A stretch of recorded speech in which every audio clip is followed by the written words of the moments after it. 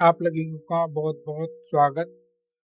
एक जो हमारी वीडियो है सरफेस फिनिशिंग, इसके बारे में हम जानेंगे। सरफेस फिनिशिंग क्या होते हैं, इसको कैसे नापते हैं या गणना करते हैं, या किसी सरफेस पे हम उसकी फिनिशिंग की जो हम कैलकुलेशन है, गणना है, वो हम कैसे करते हैं। ये जो सरफेस फिनिशिंग है, ये मैन्युफैक्चरिंग और मेट्रोलॉजी का एक महत्वपूर्ण पहलू है, और ये मैकेनिकल इंजीनियरिंग में सतह मेट्रोलॉजी या गुणवत्ता नियंत्रण करने के पर्पज से हम किया जाता है। तो सरफेस फिनिशिंग किसी उत्पाद या मशीन के पुर्जे की बाहरी सतह की बनावट होती है। सरफेस फिनिशिंग जो होती है, किसी उत्पाद जो हमने कोई पार्ट्स बनाया है, मशीन का कल पुर्जा बनाया है, उसकी जो बाहरी सतह होती है, बाहरी सतह उसकी बनावट होती है, उसकी गुणवत्ता और उसके खुरदरेपन की माप होती है। वो उसकी जो ऊपरी सतह है वो कितनी चिकनी है या खुरदरापन है, वो एक नापने की एक प्रणाली होती है। ये दो भागों के बीच घर्षण और टूट फूट और घिसावट को तय करती है। जब हम कोई पार्ट्स फिट करते हैं तो दोनों की जो सतह होती हैं वो आपस में घर्षण करेंगी, घर्षण होगा और टूट फूट होगी, और दिखावटी जो चिकनी है या रफ है ये तय करती है। इसके जो मुख्य रूप से रफनेस, सतह की अनियमितता, रफनेस होती है अनियमितता, और ले मतलब पैटर्न की दिशा से नापा जाता है। ये कुछ इस टाइप की होती है, जिस टाइप से ये डायग्राम में दिखाया गया है कि जी हमारी एक सतह है और उसकी जो ऊपर की फिनिशिंग है वो हम देखते हैं कि कितना उभरापन है, कितना उसमें गड्ढा है, कितना ऊपर निकला हुआ है, ये जो पार्टिकल्स होते हैं उनको। तो इसको हम माइक्रो से हम मेजरमेंट करते हैं, माइक्रो लेवल पे हम मेजरमेंट करते हैं, तो इसकी जो नाप है वो माइक्रोन में आती है। तो ये टाइप का होता है। आप यहाँ देख सकते हैं इसके बीच में ये वाला गैप है, यहाँ से और यहाँ तक ये दिखाया गया है। ये वाला जो इसका ऊपरी हिस्सा और निचला हिस्सा, ऊपरी हिस्सा और निचला हिस्सा, ये दोनों के बीच में ये दिखाया गया है। यहाँ पे ये हाईएस्ट पॉइंट और लोएस्ट पॉइंट, टॉप और बॉटम, ये दिखाया गया है। तो ये सारे पैरामीटर हम सतह फिनिशिंग में हम देखते हैं। जब हम किसी सरफेस को बनाते हैं, किसी पार्ट पे जब उसकी एक सतह निर्माण होती है, तो ये सारे पैरामीटर हम लोग देखते हैं और उससे ये पता लगाते हैं कि जब वो पार्ट किसी मशीन में फिट होगा तो उसमें बीच में जो घर्षण होगा, टूट फूट होगी, घर्षण या टूट फूट या दिखावटी, वो किस तरह का लगेगा, कितना अच्छा लगेगा। तो ये पैरामीटर हम लोग देखते हैं। सरफेस फिनिशिंग के चार मुख्य कारक होते हैं। सरफेस फिनिशिंग को समझने के लिए इन चार बातों पर ध्यान में रखा जाता है। पहला है रफनेस। मशीनिंग प्रक्रिया और औजारों के कारण सतह पे आने वाले बहुत छोटे और पास पास के निशान जो होते हैं, जब आप खराद मशीन को, लेथ मशीन को चलाते हैं, तो जो पार्ट जो बनता है उसकी जो ऊपर की सतह है, मशीनिंग प्रक्रिया और औजार के कारण जो सतह पर आने वाले छोटे और पास पास जो निशान बनते हैं उसको हम बोलते हैं रफनेस। रफनेस बोलते हैं। तो रफनेस को हम लोग इस तरह से नापते हैं।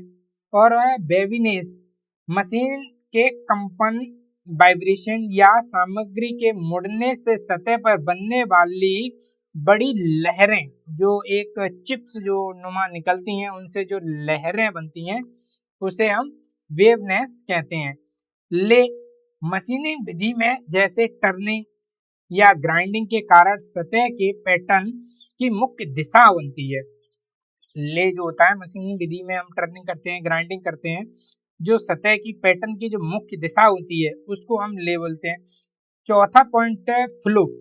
धातु में दरारें या खरोंच जैसी अनअपेक्षित, जो हमें उम्मीद नहीं है, अनअपेक्षित जो कमियां निकल के आती हैं, उनको हम फ्लो बोलते हैं।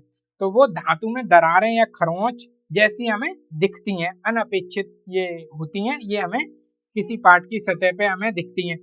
तो सरफेस फिनिशिंग प्राप्त करने की विधियां क्या क्या होती हैं? अलग अलग स्तर की फिनिशिंग पाने के लिए इन तरीकों का उपयोग किया जाता है। ये तरीके हैं टोटल 5। पहला होता है कटिंग, मशीनिंग। मशीनिंग में टर्निंग होता है, मिलिंग होता है, ड्रिलिंग होता है, उसके द्वारा सामग्री को काटा जाता है। फिर होता है ग्राइंडिंग, पहिए की मदद से अतिरिक्त धातु को घिसकर हटाया जाता है। ग्राइंडिंग जो होता है वो पहिए, एक ग्राइंडिंग व्हील होता है, उसका जो व्हील होता है पहिए की मदद से उसकी सतह को अतिरिक्त धातु हटा दी जाती है और हमें एक अच्छी और चिकनी सतह मिलती है। तो हम ग्राइंडिंग विधि से भी हम सरफेस फिनिश प्राप्त कर सकते हैं। पहला तो हो गया मशीनिंग। हम मशीनिंग को माध्यम से जब हम पार्ट बना रहे हैं तभी हम अच्छी फिनिशिंग प्राप्त कर लें, और हमको जब अच्छी फिनिशिंग मिल जाएगी तो वो हम मशीन के द्वारा हम कर सकते हैं। दूसरा है ग्राइंडिंग के द्वारा। तो ग्राइंडिंग में एक जो फ्लाई व्हील जो लगा होता है पहिया, जैसे हम ग्राइंडिंग व्हील बोलते हैं, पहिए की मदद से हम क्या बोलते हैं, अतिरिक्त धातु को घिसकर हटा देते हैं। तीसरा पॉइंट है हॉर्निंग और लैपिंग। हॉर्निंग और लैपिंग में क्या होता है, बहुत उच्च सटीकता, हाई प्रिसीजन और दर्पण जैसी चमक मिलती है, मिरर फिनिश मिलती है। ये पाने के लिए इस पे घिसाई की जाती है। क्लियर? हॉर्निंग और लैपिंग में क्या होता है, बहुत अच्छी सटीकता की, हाई प्रिसीजन, चमक, एकदम दर्पण जैसी चमक किसी पार्ट पे हमें चाहिए तो हॉर्निंग और लैपिंग विधि का उपयोग किया जाता है। पॉलिशिंग होता है, बफिंग होता है। पॉलिशिंग में क्या होता है, सतह को चमकदार और आकर्षण बनाया जाता है, पॉलिशिंग की जाती है। बफिंग में भी यही होता है, जिसमें सतह एकदम शाइनिंग, चमकने लगती है। ठीक है। फिर है सरफेस कोटिंग। सरफेस कोटिंग में क्या होता है, इसमें बिना सामग्री हटाए प्रोटेक्टिव लेयर जैसे पेंट और कोई भी ऑक्साइड उस पार्ट के ऊपर लगा दिया जाता है, तो सरफेस कोटिंग की जाती है। सरफेस कोटिंग आप समझ रहे होंगे, किसी जो हम जैसे कड़ा पहनते हैं उसके ऊपर एक कोटिंग लगी होती है, कोई पार्ट है तो उसी तरह उसी के ऊपर भी हम कोटिंग कर देते हैं। तो इस तरह से सरफेस फिनिश प्राप्त करने की ये विधियां हैं। पहला हम मशीनिंग के द्वारा प्राप्त कर सकते हैं, दूसरा ग्राइंडिंग की तरह प्राप्त कर सकते हैं। सतह की गुणवत्ता के सामान्य मापदंड जो होते हैं वो हम R और A, औसत खुरदरापन, इससे हम नापते हैं कि इसमें जो ये खुरदरापन आया है वो किस तरह से हम करते हैं। और RV प्रोफाइल की अधिकतम गहराई होता है, जो RV से हम डिनोट करते हैं, प्रोफाइल की अधिकतम गहराई होती है। और RZ है वो प्रोफाइल की अधिकतम गहराई। अन्य सटीक मैट्रिक शामिल हैं जो सतह के खुरदरापन या लहरदारपन ये कहलाए जाते हैं। जैसे आप चित्र में ये देख सकते हैं, यहाँ पे फ्लो क्रैक ये दिखाया गया है, ले डायरेक्शन ये होते हैं, जिस तरह से हमने बात किया था कि ये चिप्स जो निकलते हैं, इस तरह से जो कटिंग हुई है उसके जो चिप्स निकलते हैं वो होता है फ्लो, ये होते हैं ये इस टाइप के। वेवनेस स्पेसिंग ये होता है, वेवनेस हाइट ये यहाँ से और यहाँ तक, डाउन और अप ये होता है। तो यहाँ पे ये चित्र में ये दिखाया गया है कि यहाँ पे ये किस तरह की फिनिशिंग हमको मिलेगी। ये यहाँ पे आप देख सकते हैं, ये यहाँ पे रफनेस हाइट हो गया। क्लियर? ये यहाँ से और यहाँ तक का बीच का जो डिस्टेंस है उसको मेजरमेंट किया जाता है। तो किसी सतह को उसका जो फिनिश है वो देखने के लिए ये सारे पैरामीटर हमें निकालने पड़ते हैं, इनको कैलकुलेट करना पड़ता है। कैलकुलेट करने के बाद में हम फाइनल ये चीज आकलन करते हैं कि फिनिश जो है किस तरह की है, सतह जो है किस तरह की है। तो इस तरह की सतह को हमें निकालने के लिए ये सारी चीजें हमें गणना करनी पड़ती हैं, और इन गणनाओं को हम माइक्रोन में करते हैं। जैसे यहाँ पे ये सिंबल हैं, ग्रेड के सिंबल हैं, ये आपके एग्जाम में बहुत ज़्यादा पूछे जाते हैं।